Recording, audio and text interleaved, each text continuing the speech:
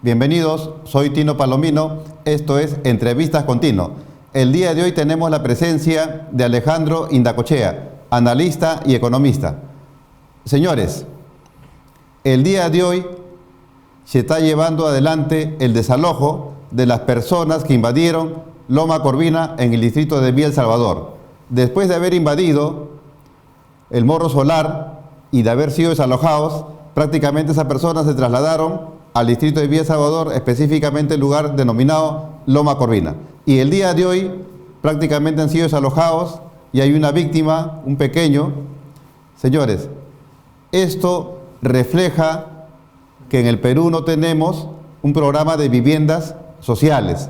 Por otro lado, también hay gente que se aprovecha de la necesidad de vivienda de las personas. Estos son los traficantes de terreno, que aprovechan fechas especiales para realizar estas invasiones, captan a las personas por 500 o 1000 soles. Señores candidatos, este es un problema que no tiene cuándo resolverse.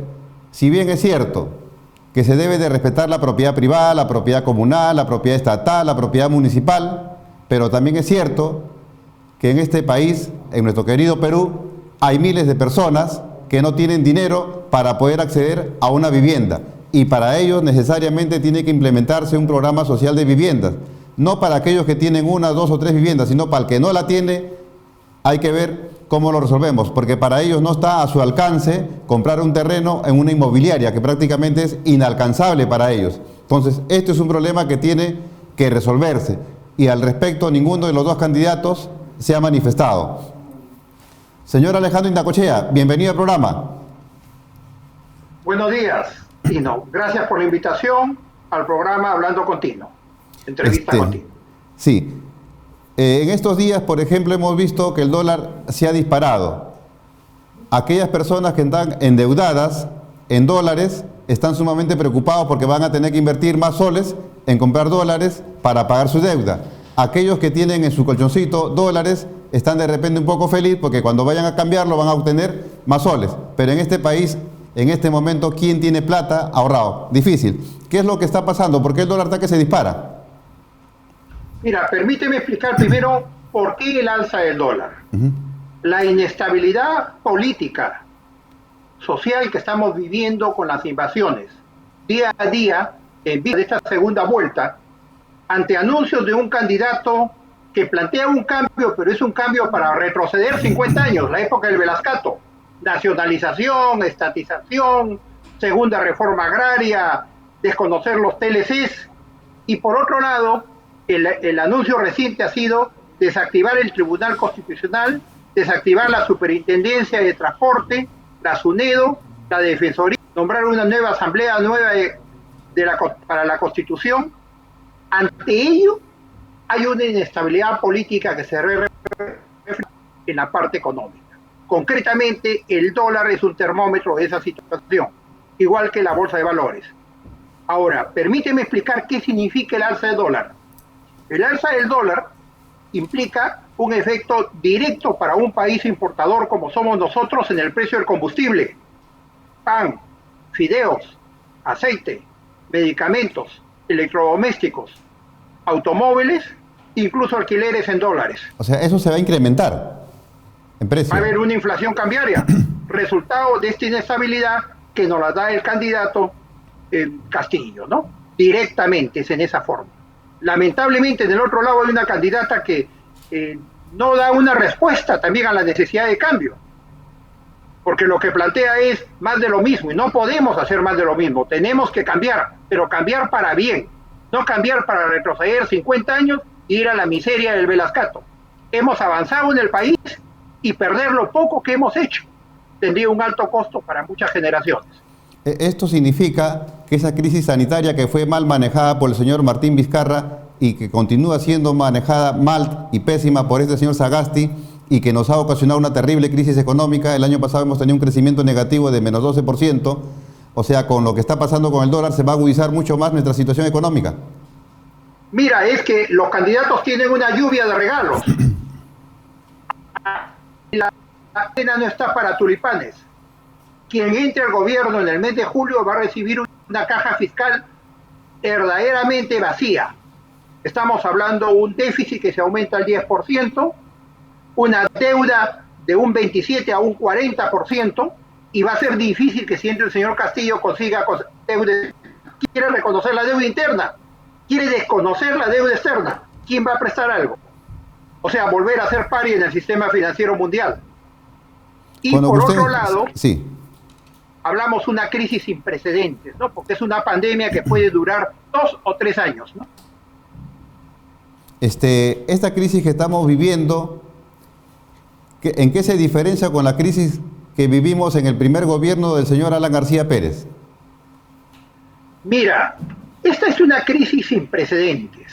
Es más grave que la guerra con Chile o la de la independencia.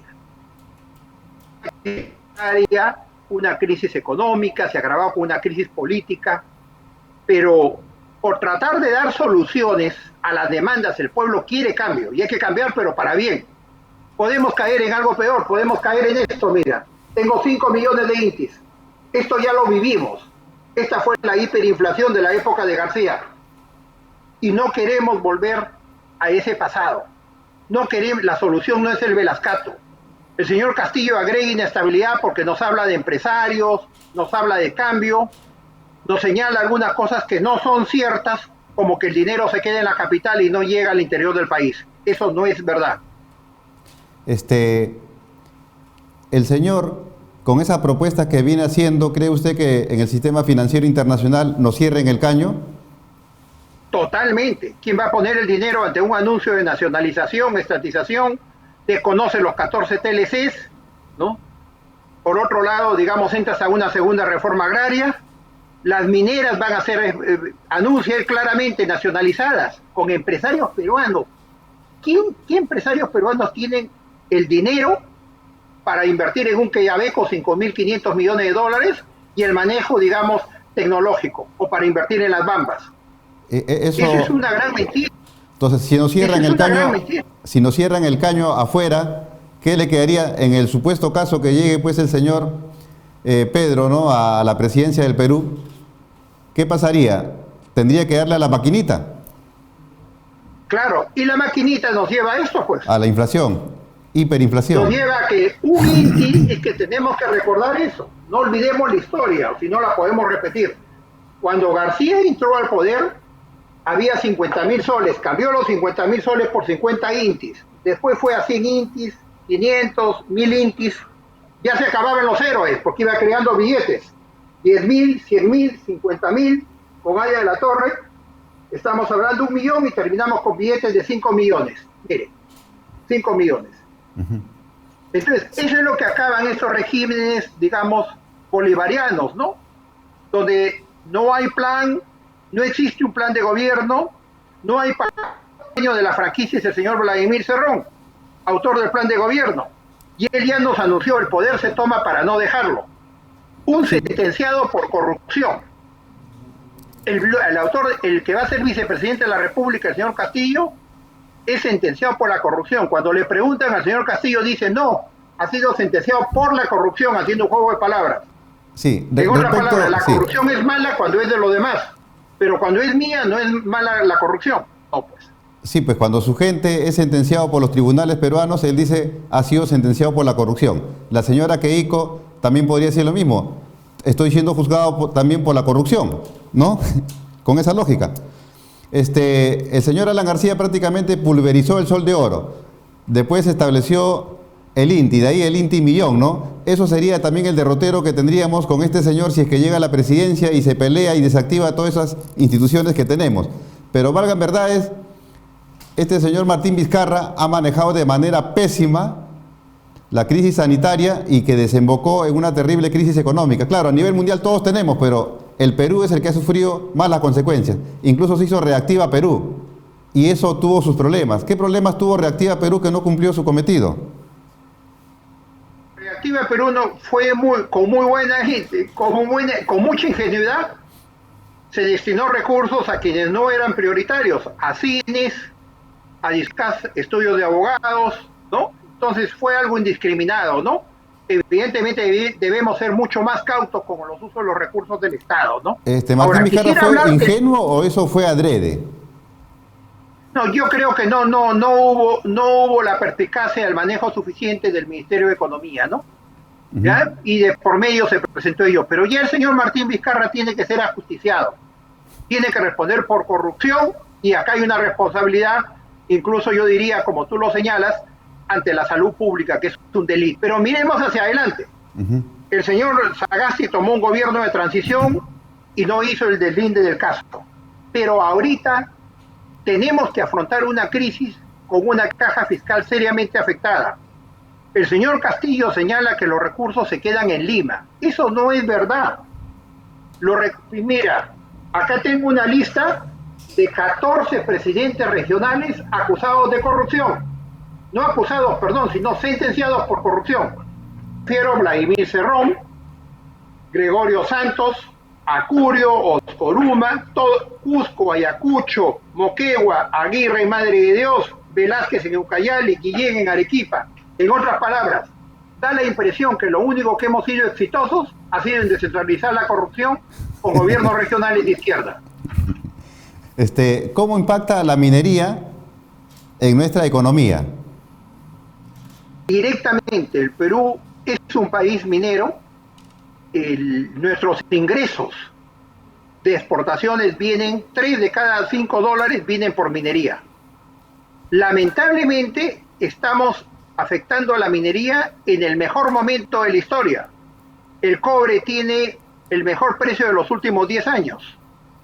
Tenemos 53.000 millones de dólares que anuncia el Banco Central en proyectos de inversión para minería. Pero ¿quién va a invertir si el señor Cedrón amenaza con una nacionalización y una estatización? Ningún inversionista puede ser insensato, ¿no? Cajamarca es un departamento pobre. Tenemos ahí a Yanacocha, tenemos Chiquillay, y cómo esos complejos mineros no han podido impactar y resolver ese problema en Cajamarca. Eso es lo que la gente ve. Sí, acá tenemos minería, sale esto de acá, pero no se ve. Tino, excelente tu pregunta. Cajamarca tiene este año asignado 190 millones de soles, que los tiene guardados en las cajas de los gobiernos regionales, en las cuentas corrientes. Pero Cajamarca, mira lo que tiene algo interesante. En Cutervo tiene una estatua de la libertad, ya no necesitas ir a Estados Unidos, a Nueva York. En Celendín hay un monumento al sombrero, muy bonito el monumento al sombrero. Sí, lo conozco. Hay monumentos a la hamaca, monumentos a la sirena, en Tumbes hay un parque al árbitro. Entonces, demostrar con esto es que hay un problema, primero de corrupción y segundo de competencias. No han invertido en lo que realmente debe ser, en salud, interconectividad para dar educación, atención básica. Y esto es importante aclararle a la población. El dinero va, el dinero lo tienen en las regiones. Lo que pasa es que hay un mal uso, hay corrupción, ¿no? Y el segundo tema, no saben en qué invertir. Invierten mal. Pero las mineras también habrán hecho algo mal para que la población se oponga, por ejemplo, en Cajamarca al proyecto minero Conga, o los mineros no han hecho absolutamente nada en contra. No, de acuerdo, hay una responsabilidad de parte del sector minero, pero vale la pena comentar lo siguiente, que hoy día la minería moderna va con otros parámetros, ya va con otros estándares, digamos. Mira el caso, digamos, en el norte de lo que implica Toro Mocho. Mira la explotación con los mineros informales, donde le ponen ácido en el río y hay todito una explotación contra el medio ambiente. Entonces, una minería responsable, bienvenida, con estándares adecuados. Pero no es tarea de la minera, invertir en postas sanitarias. Pueden dar un apoyo social. Para eso se les da dinero a los gobiernos regionales. Y encima, llega la Contraloría, llega después que robaron el dinero, como sucedió con el señor Álvarez, o como ha sucedido con el de Cajamarca, con Santos. ¿Qué ganamos teniendo los presos y ya el dinero no hay? Conversando con un minero me dice, eso de que el Estado te da la concesión para explotar tal o cual lugar, ¿no? Un yacimiento minero prácticamente es un engaño, muchacho, porque me dan la concesión y no puedo explotar, porque de ahí tengo que obtener la licencia social. Y muchas veces hay grupos políticos antimineros que se oponen y no me lo van a dar. En Brasil, sin embargo, te dan la concesión y te dan la licencia social. ¿Qué tendríamos que hacer para resolver este problema? entrar a un esquema diferente. Es totalmente cierto. Primero, ¿qué es licencia social? ¿Quién te la da? Yo hasta ahora no la tengo en claro, ¿no? Porque no te la da el gobierno, no te la da el ministerio, no te la dan las comunidades, te la da el gobierno local, te la da la región. Y más aún, las mineras en la fase previa negocian adecuadamente. Como hay un trato con la comunidad, cambian el presidente de la comunidad y el nuevo desconoce todo lo anterior. Y se presta un chantaje permanente. Llegan los abogados a pedir honorarios de éxito. Mientras más conflicto, más dinero saquemos a la minera, nosotros ganamos de por medio. Esto tiene que cambiar. Se está traficando con la pobreza, se trafica con la miseria humana. ¿En qué medida afecta el populismo a la minería? Mira, a la minería la ahuyenta. Nos olvidamos de inversión minera con lo que anunciaba el señor Castillo y ya no se recupera porque van a otros sitios, a otros centros, hay otros países. Lo que pasa es que el señor Castillo tiene una visión chiquita, pequeña, piensa que somos el centro del mundo. Ahora, sí, esto evidentemente nos impide el desarrollo. Vamos a retroceder 40, 50 años, vamos a llegar nuevamente a la época de Velascato y va a haber más pobreza. Cuando él dice que se quiere ir contra los empresarios transnacionales, ignora que ellos ya tienen su dinero afuera. Contra quienes está yendo al llevar a que el dólar se revalúe, a que el dólar se cotice tan alto, es con el pequeño, mediano empresario local. Cambiando de tema, con esta crisis económica que estamos viviendo, muchas MIPES han quebrado. Aquellos, por ejemplo, que se dedicaban al sector de educación ya no quieren invertir ahí porque no hay clases presenciales. Y el que menos está yendo pues a la escuela pública. ¿Qué negocios en esta época de pandemia sugiere usted que se deben de emprender? Acá tenemos que ir por partes. Esta pandemia afecta a nivel mundial. Exacto. A todos los países desarrollados. Están colapsando los servicios de salud en el mundo. Hay un tráfico de las vacunas donde nos apartan a los países en desarrollo. La han acaparado los países más ricos, evidentemente. Y va más allá de los candidatos que decían, me subo al avión y a las 2 de la tarde las traigo del Capitolio. Ni siquiera sabía dónde había que pedirlas. ¿Ya? Ahora, de por medio, esta criteria nos ha llevado a una crisis económica. Repensar muchos sectores, porque muchas actividades económicas ya no van a ser necesarias. Y el Estado no puede seguir subsidiando, no hay dinero para todo. Entonces, ¿qué le sugerimos a las personas? ¿En qué más o menos deberían de desenvolverse para poder paliar esta crisis y generar empleo? Bueno, tenemos primero cautela y prudencia. Cuidar la salud. Y ver qué opciones, qué negocios van a ser posibles y qué negocios no van a ser posibles. Este problema de hambruna, este problema que hay 3 millones de desocupados, no se va a revertir volviendo al pasado. No se va a revertir nacionalizando, al contrario, se va a agravar. Y el mejor reflejo es Venezuela. Usted manifestó de que se necesitan hacer cambios en nuestra economía, ¿no? Y que la señora Fujimori prácticamente al respecto no dice absolutamente nada. Pero, ¿esos cambios no deben de incidir en el modelo económico o también? Mira, no cuadriculemos modelo económico porque no hay más modelo. No hay, ¿qué país, cuál es el modelo que quiere el señor Castillo, el señor Cerrón? Cuba, Venezuela, Corea del Norte. Uno adoptaba una economía de apertura, una economía de mercado. Ahora, tenemos que hacer ajustes, indudable, ya que nunca más se repita la historia de invertir en Panamericano 2.000 millones de dólares y no tener cama sucia. Hay que hacer ajustes en educación, en salud, atender a ese sector en extrema pobreza. Eso se ha descuidado y hay que ponerlo en agenda. Pero reitero, no se va a solucionar derrumbando todo, derrumbando instituciones y volviendo a una dictadura de 50 años atrás. Sí, pues el señor Castillo dice que hay que desmontar este modelo económico y montar otro modelo económico, el estatista, ¿no? Y eso pues ya lo hemos vivido con Juan Velasco Alvarado y nos fue mal, recontra mal, ¿no? Desembocó en esa tremenda crisis del 85 al 90 que no nos olvidamos a menos lo que la hemos vivido. Los jóvenes de ahora no la vivieron, pero deben de revisar los libros.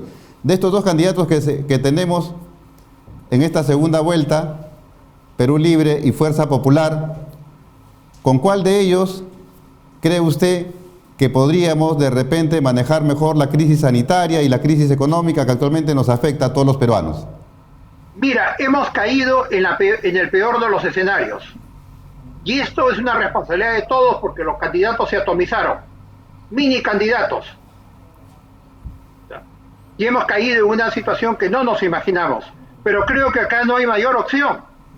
Volver a un velascato, a una estatización, seguir desactivando toda la institucionalidad del país, desconocer 14 TLCs, implica perder el futuro. Yo creo que el mensaje es bien claro, ¿no? No hay acá mayor opción, ¿no? Lamentablemente es así. Ojalá, yo esperaría que la candidata haga un propósito de enmienda, ya ha pedido perdón hoy día, y se proponga hacer los cambios, una reestructuración total de ese grupo del fujimorismo, para poder, digamos, recuperar la confianza perdida. De otra manera, las cosas las veo bastante complicadas. El hecho de que este señor Pedro Castillo, quien representa Partido Político Perú Libre, haya llegado a esta segunda vuelta, ¿cree usted que hay responsabilidad también en nuestros políticos, tanto el gobierno central, gobierno regional, gobierno local, porque hemos tenido corrupción en la derecha, corrupción en la izquierda? Perú ha crecido, pero sin embargo en muchos pueblos de nuestro país no cuentan con agua, con desagüe, con luz, no tienen buenas postas, no tienen buenos colegios, no tienen carreteras. Totalmente de acuerdo. Es una situación que se ha engendrado por un desencanto de la clase política, independiente de la etiqueta, porque la opción no es el marxismo. La opción, este es un señor que no tiene plan de gobierno, no tiene partido, no tiene congresistas, no tiene dirigentes. Parece un zar ruso. Él es el único que dice todo, que dictamina todo. Y cuando le preguntamos algo más, se refugia en empresarios, equipo económico, ¿no? Evidentemente esta no es la solución. Yo desde acá quisiera hacer una invocación final. Realmente considero poco honesto en un momento en la peor crisis sanitaria, económica, política, social que vivimos en el país, con una pandemia que puede durar 2 o 3 años, exacerbar, utilizar, digamos, las demandas de la población necesitada en una situación que después va a desembocar en algo peor, que va a implicar un retroceso de 50 años atrás. Ya para ir terminando la entrevista, porque hay temas interesantes que queríamos tocar con usted, pero problema del tiempo. Por ejemplo, el tema de la prospectiva, ¿no? Hay sectores de la población que están impulsando lo siguiente: Castillo no me representa, Fujimori tampoco me representa, nulidad de elecciones. Pienso que estamos en un sistema democrático, tenemos una democracia representativa. Lo que viene ocurriendo está previsto en la Constitución. Si en primera vuelta ninguno obtiene pues el 50% más uno, nos vamos a una segunda vuelta con los dos candidatos que han obtenido la más alta votación. Entonces lo que estamos viviendo es un proceso electoral constitucional. Nos guste o no nos guste, eso está establecido en las leyes electorales y la Constitución Política del Perú.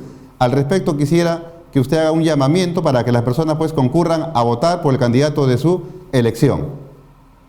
Desde acá mi invocación a realmente que voten. El voto en blanco o el voto nulo puede ser un voto de protesta para tener tranquilidad de conciencia, pero a la larga va a favorecer a esos candidatos que son minoría en el país, porque realmente han sido estos dos candidatos resultaron como una suerte aleatoria a raíz de que se pulverizaron los otros candidatos.